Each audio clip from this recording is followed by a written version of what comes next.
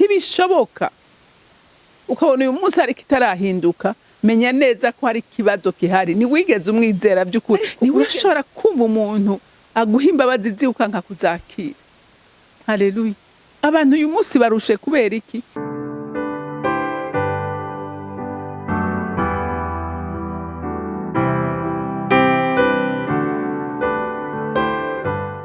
Bakunzi bahori Kanani TV, numunezero kandi gusubira guhura namwe ngo tuganire ijambo ry'Imana. Ariko imbere ko dutangura kuganira, reka tubanze dusenge. Ndaririmba ishimwe ry'umwami wanje, ndaririmba ishimwe ry'umukunzi yadukunze urukundo ruhebuje, ndaririmba ishimwe ry'umukunzi yatwiguze akemera gupfa ku musaraba kugira ngo abamwizeye bose ntibapfe rubi ariko baraga ubugingo budashira. Ndagutazira Kristo umwana w'Imana nzima kubw'uzo mbabazi zitangaje batugiriye. Nukuri ntivyari byorosha ariko byari bikwiriye, kuko iyo ataba wowe ntitwari kubabarirwa ibyaha. Rero n'uyu munsi imbabazi zawe ziracyahari. Munsi y'umusaraba amaraso aracyatemba, araceza, aracyatunganya abadatunganye, aracyahindura. None mukunzi mwiza, ndagushimiye kuri ubwo buntu butangaje. Icubahiro cyose kibi cyawe mu izina ryawe gera Yesu Kristo umwami wanje, senze nizeye kuvyumvise. Amen, amen. Rero ijambo Imana impaye kuganira namwe uyu munsi ni ijambo rivuga ngo Yesu niwe soko imara inyota. Haleluya. Yesu niwe soko imara inyota. Ushobora kuba ufise inyota y'inzoga, ushobora kuba ufise inyota y'urumogi, ushobora kuba ufise inyota y'ubusambanyi, ushobora kuba ufise inyota y'ubusu. Ico ufise cyose ubona cyakwizingiyeko, inyishu yarabonetse. Haleluya. Inyishu yarabonetse. Inyishu ni Kristo umwagazi w'Imana nzima. Haleluya. Uyamara inyota iyo ariyo yose. Igihambaye we nuko gusa umwegera ukamubwira ivyawe, nawe yiteguye kukugirira neza. Reka dusome ijambo ry'Imana muri Yohana igice ca 4, turasoma umurongo wa 13 n'uw'14. Yohana igice ca 4 umurongo wa 13 n'uw'14. Yesu aramwishura ati, unywa kuri aya mazi wese azosubira kugira inyota, ariko unywa amazi nzomuha ntazoba kigira inyota namba gushitsa ibihe byose. Ariko amazi nzomuha azohinduka muri we imbizi y'amazi yiburuka azana ubugingo budashira. Amen. Urumva Yesu ariko araganira n'umugore w'umusamariyakazi. Uwo mugore yari afise icago camwizingiyeko. Uyo mugore yararushe. Uyo mugore yasita kuvoma ku murango mu bugaragwa, hari izuba ryinshi, kuko yatinya guhura n'abantu, kuko ngo yagize ikibazo cyo kuba yarasambuye ingo, hanyuma akagenda yiba abagabo b'abandi, hanyuma agira ingorane zikomeye, aba wa muntu ategera abandi. Kubera iki? Kubera bari baramuhariye ivomo. Haleluya. Akaba ajya kuvoma kuzuba. Nk'uyu munsi nawe warahariwe ivomo. Hariho abantu mudashobora kwicarana, hariho ahantu udashobora kuja, hariho abagutuma urutoke. Urinjira mu nzu bakikanga kuje kwiba, uracahana ukavuga ati naka wamubonye, canke umuntu yaguha lift ati wabonye wa mugore umugabo wawe yamuhaye lift. Urumva hariho icago cakwizingiyeko. Ariko turafise umwami mwiza agira neza, amara inyota. Uyu mugore rero ngo Yesu usomye haruguru ngo Yesu arahaca, ngo yongera guca muri iyo nzira arayicamwe, kuko yagomba kugira iki? Yagomba gutabara uyu mugore. Yagomba kumutabara kuko yarabona amagogo afise, yarabona uburuhu afise, yarabona agahinda afise, yari marginalize. Haleluya. Ariko Yesu amenya amakuru yiwe, aca kumuraba. Ngo hanyuma ngo aca yicara kwiriba, kuko yarazi ko aje kuvoma. Wa mugore ngo abarashitse. Ashitseho Yesu atangura kuganira nawe. Aramubwira atewe mugore, ati wompa ku mazi ko akanyota kanyishe, kazuba kanciyeko, none ndakwinginze umpa amazi yo kunywa. Umugore nawe aratangara ati ni gute wewe unsaba amazi, wewe uri umuyuda, nanje ndi umusamariya kandi uzi neza ko tudasangira tunenana. Haleluya. Ariko ndakubwire muntu w'Imana, Yesu nta numwe anena. Yesu nta numwe anena. Yesu naho usa gute, naho waragendeye mu bimeze gute, naho waravuzwe ingana gute, umva aho warageze hose, Yesu ntanenana. Haleluya. Aramubwira tumviriza nyina wanje, ati nukuri mpamazi, ati kandi uyampaye byo kuyibera inyungu. Haleluya. Muntu w'Imana, Yesu uyu munsi ariko arasaba ubugingo bwawe. Uyu munsi ariko aragusaba ngo umuhe amazi. Uyu munsi ariko aragusaba ubugingo bwawe, kuko arabona aho uruhiye, arabona aho ugorewe, arabona aho uri kuraririra, arahabona. Uyu munsi ariko arakubwira ngo ngwino iwanjye ndagutegeye ibiganza. Haleluya. Ariko araguhamagara, agufitiye imbabazi nyinshi, agufitiye urukundo rwinshi. N'uyu mugore Yesu yari amufitiye imbabazi nyinshi. Aramubwira ati jewe sishobora kuguha ku mazi ko ntayo wonywa, turanenana.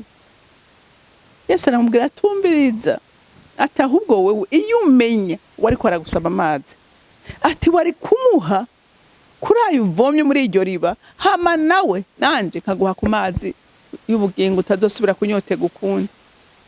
Wa mugore yumvise ibyo bintu, yumva ikiganiro kiraryoshe, yumva kandi amubwiye ahababara. Avuga ati ntizosubira kunyotegwa, sinzosubira kuza kuvoma kuri uruzuba. Yumva yo komeza kuganira nawe, ati ndakwinginze ninaba ntazosubira kuza kuvoma, ndagusabye umpe kuri ayo mazi. Atumva ati kugira ndayaguhe, sino yaguha wenyene. Haleluya. Ati sino yaguha wenyene, ndayaguhana n'umugabo wawe. Ati genda uzana umugabo wawe, ati hanyuma ndabahereze mwese. Ako ndakunda Yesu. Yesu ntatumana urutoke. Yesu ntababaza umutima w'uwo ariko aratabara. Yesu agerageza guca mu nzira ku buryo umuntu yibona akitahura kandi atakomerekeje umutima wiwe, nkuko uyu munsi twebwe dukomeretsa abandi. Haleluya. Nkuko dukomeretsanya, we ntawakomeretsa. Aramubara atumva, ati genda umuzana. Aramubara ati nukuri je nta mugabo mfise, ntawe ngira. Yesu aramubwira atuvuze ukuri. Atuvuze ukuri. Ati ndetse no ati ubanye n'abagabo batanu, ndetse no muri kumwe sigwawe. Wa mugore ngo acaruguruka amaso. Ngenda kubwire muntu w'Imana, ni wahura na Yesu uzokuguruka amaso. Uzobona umwasa aho yagutsikamiye. Uzobona ikibazo cyawe aho kiri. Umva uzohabwa yandi maso. Haleluya. Wa mugore ngo acaratahura ati ati ni gute turazi kuri umuntu w'Imana, aturazi kuri umuvugishwa w'Imana, ati kuko umenya ibyanje byose.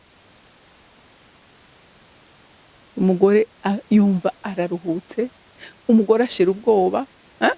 Urumva barakomeza ikiganiro, aramubare atumviriza, ati ni jewe Mesiya. Ngo wa mugore ngo yataye ikibindi ciwaho, ntiyasubiye kuraba ikibindi ciwe. Yaciye yirukanka mu gisagara ajya kubwira abantu ati nimuze, ati jewe ndamubonye Mesiya, ati kuko yamenye ibyanje byose, nimuze.